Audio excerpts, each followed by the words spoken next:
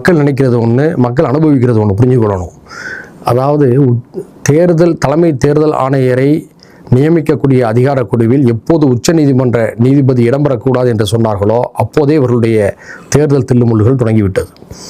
இப்பொழுது நாடு முழுக்க வாக்காளர்களை ஒரு பரபரப்பிலே வைக்க வேண்டும் என்ற அடிப்படையில் தான் உங்களுடைய வஞ்சக திட்டம் இருக்கிறது.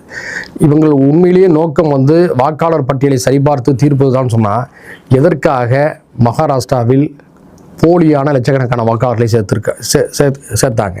எதுக்காக கர்நாடகாவில் லட்சக்கணக்கான போலி வாக்காளர்களை சேர்த்தாங்க? ஹரியானாவில் எப்படி பிரேசில் நாட்டு நடிகைக்கு வாக்குரிமை கொடுத்தாங்க?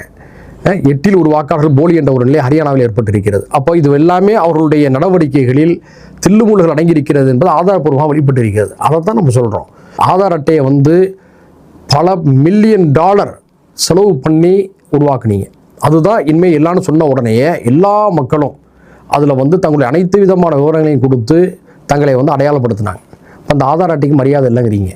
ஏற்கனவே ரூபாய் நோட்டு செல்லாத நீங்கள் இப்போ ஆதார் அட்டைக்கு மரியாதை இல்லைன்னு சொல்லிட்டீங்க. ரேஷன் அட்டைக்கும் ஒரு உரிய மரியாதை இல்லைன்னுட்டீங்க. இப்படி தான் தோன்றித்தனமாக அடுத்தடுத்த அறிவிப்பின் மூலமாக மக்களை ஏன் அச்சத்தில் ஆழ்த்துகிறீர்கள்? இது கேள்வி. அடுத்ததாக, ஏன் போலியான வாக்காளர்களை சேர்க்குறீங்க? ஏன் தகுதியான வாக்காளர்களை நீக்கிறீங்க? இந்த கேள்விக்கு எங்களுக்கு பதில்